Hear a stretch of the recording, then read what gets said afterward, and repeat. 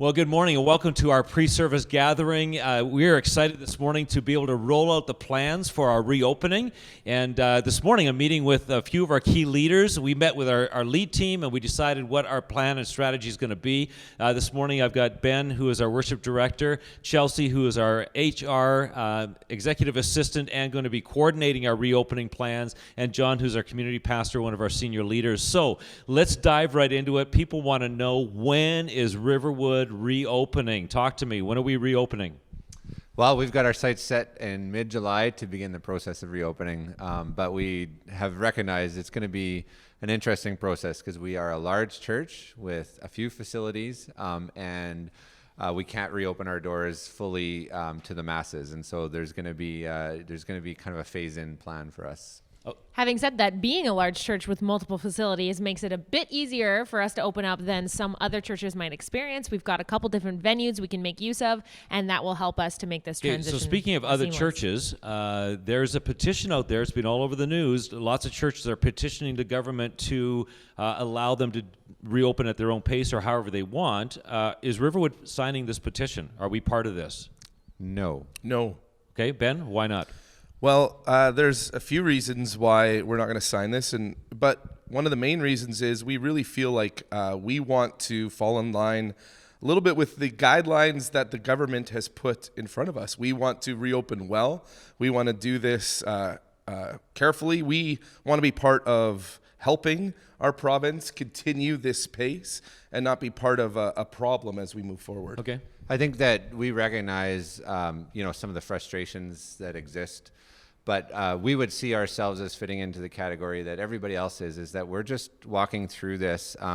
The restrictions that are imposed on us are also imposed across the board. Well, hang on. But the argument isn't that. The argument is this is a charter rights issue and that, hey, bars and malls get to open, so why can't churches? This is actually a bit of a conspiracy against churches. You're not buying that? I don't agree with that at all. I think that any assembly area has the same restrictions applied to it.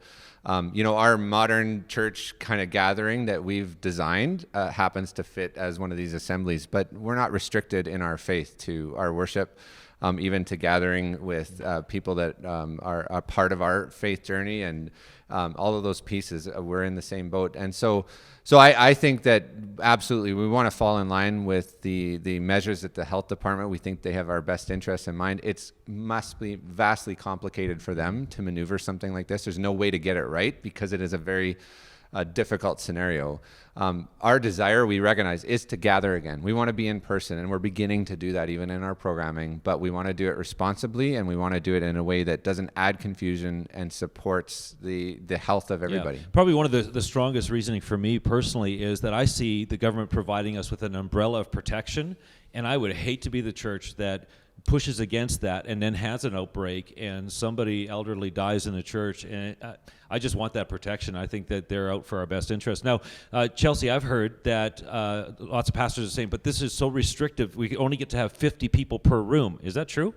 Not quite true. No, it has to be distinct groups of 50 with separate entrances and exits. So actually in a building, for example, the size of the factory, at our capacity of 30% there, we can have up to 200 people, potentially even 4 groups of 50 gathering with separate people on stage. So we have a lot of possibilities to work through. Okay, does anybody understand the reasoning behind this 50? Like I'm hearing that we're going to put a divider down the middle of the room and have 50 on one side and 50 on the other.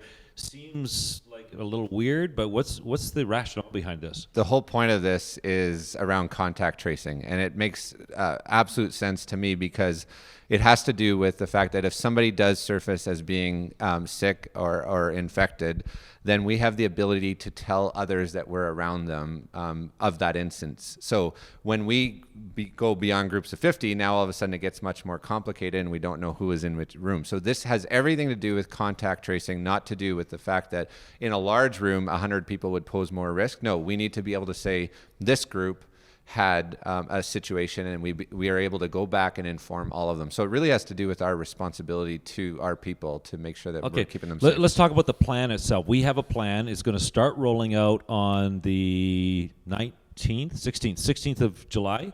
And it's a different plan. It's sort of like the sports leagues are doing some really, really different creative stuff. We got a pretty creative plan that isn't church as usual, is it? So let's talk about the mechanics of the plan. First of all, what does it look like? And then we'll talk about why. Yeah, I think first of all, it's important to see this as not only a challenge, but an opportunity. We have an opportunity to rethink things, to do things differently, to take advantage of these smaller groups and make something meaningful and special about it, especially as we move into summer, already kind of an interesting church time. So we are going to be rolling out something we are calling worship cafes. Okay, hold it. What is worship cafes, Ben? What does this even look like? Well, it's just smaller groups of people able to gather together, to worship together, to be able to take in some of our worship through music, to take in the teaching, and to really be able to at least connect with some people. A lot of us have been really looking for opportunities to connect with people again, and some don't have a lot of opportunity to do that. And don't forget, there's going to be coffee. Okay, so worship cafe. So people walk in. There's going to be two different doors, door A, door B. So you're going to come in, 50 people. How do I get a seat? How do I know that I even get to fit into this building? It's all lineups, so the first 50 people get in. Oh, yeah. Okay. Oh, great. No, That'll be fun. yeah. No, in order to support the whole contact tracing initiative, it will Boxing have to be Day. rather organized in terms of ticketing, making sure we have names and some kind of contact information so that we can follow the appropriate procedures. Okay, so someone's going to sign up on the app and get their seat so they know they've got a seat. It's going to be around cafe tables in household groups. So it might be 2, 3, 4, 5, or 6 in a household group because they get to be or close. 8 or 10 in Ben's case. Oh my! We don't have enough cafe tables for Ben's family. So what we are planning to do right now, we are streaming our services at 10:15 on Sundays, and this is going to be still a way that people take in our services and connect. So this reopening is really about phasing in human contact and community again, but it's not going to be for everybody. They might say, you know what, I'm going to wait, I'm going to take it in online. But for those that want to take this step, we want to open our doors. When they walk in, especially on a Thursday night, the Thursday night experience is actually us developing the service that's going to be broadcast on the Sunday. And so people coming to that experience, they're going to gather together, but they're really just going to be watching the development of the service. And so they're going to be, being able to participate, but more really see what happens behind the scenes and be a part of that experience that we're going to share with the church over the weekend. You're saying this is like a studio taping. Essentially, it'd be like a studio tape. When we watch, the talk shows at night, they're not happening live. They were recorded earlier that day. But there's a live audience interacting, and then we project it as live. So Okay. I think it's in a similar. So a group of 50 and another group of 50 can come on Thursday night. 7:15 doors open. 8 o'clock is when this taping starts as a service. So you get the full worship team, Yeah, and we're we get there. the preaching and the hosting and all of that. The camera people doing all their thing, and we'll be having coffee. But something a little bit different. You will have to be there early. You want to come. The before part of this service is what we're trying to emphasize, where we're trying to emphasize connection. So even though this service itself will start, quote unquote, at 8 p.m., the doors will end up being closed around 7:50, 10 to 8, so we can make time and space for that. What we know of Riverwood is that if we have a 10:15 service time that we show up to, like what was happening, people show up at 10:12, 10:13, Right. 10:16, 10:20. That's not going to work. It won't work in this scenario because Right. this is different. And so and really that's not the point. The point of this is to come at 7:15 and engage with people and Okay, be a so part of that. hold it. We've only got 100 people out of all of Riverwood. 1,500 that typically come on a Sunday morning. We've only got 100 people. Is there more to this plan than just Thursday night taping? Yeah, so then worship cafes will then carry on over the weekend, and so we're going to begin with another placement of about 100 people, so two groups of 50 again, where they actually come and they take part in the live broadcast service at a facility. So again, this is not going to be an experience where there's a band on the stage, where the speaker is live. This is coming together to experience what we're projecting to everybody else in their homes. And it's more about gathering together with the person beside you and enjoying, the worship experience together. Okay, Yeah. so the whole service that was taped on Thursday night is going to be on a screen, but people will be in the room.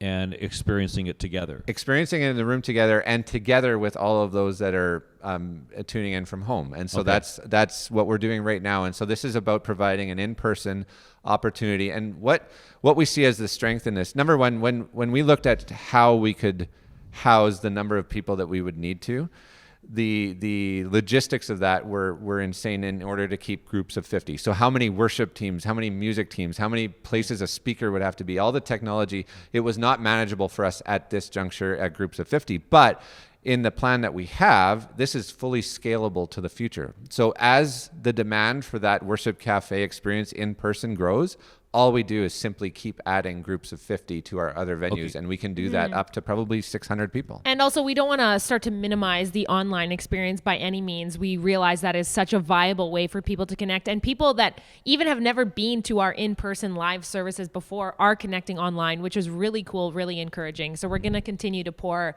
attention and resources into that as well. Okay, so the big question, do I get to sing?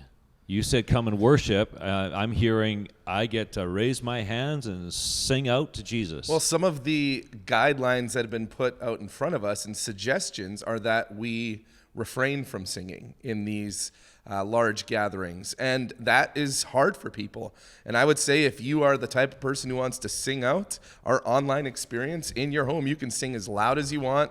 You can scare your kids with how loud you're singing. But in these situations, we've been asked not to. It's not a mandate. It's an ask, really. Okay. And I think what we want to do is come in line with honoring the broader, the health department's suggestions about how we do this. So we want to come in line with that.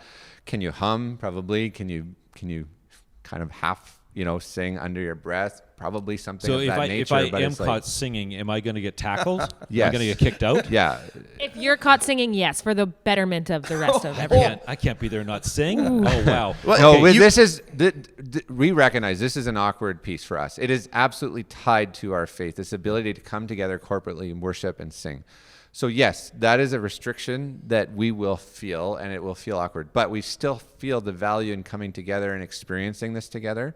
And I think there's a great opportunity for us to grow in our lip syncing, What if I wear a mask? Can I sing then? Well, that's a good question, right? I know the band will be singing on stage, so you will have that piece. Yeah. But as someone who is sitting in the chairs or standing or around these cafe tables, if I wear a mask, can I sing? Okay, we've got a couple of minutes left. It's going to take some people to pull this off. Oh, it's hard to say how many people at this point. It will depend somewhat on how we scale the services. We have a few new sort of positions. We want to really emphasize hospitality at these services. We're going to have some seating hosts, bringing people to their seats, making sure everything is organized, and then our regular crew of greeters and coffee team and Grounded Cafe is going to be open. But we're going to need, we're not sure right now which of our current volunteers are going to feel comfortable coming back. So we are going to be putting out a call just for anybody who wants to be involved. We'll have a sign up available on the app and some different options for you to check out there. Okay, so there's going to be coffee, you said, which is great. For sure. One of the reasons that we're kind of taking a little bit of a slower approach is because you just mentioned some people might not be comfortable coming back as volunteers. We've heard from people, even some of the worship team.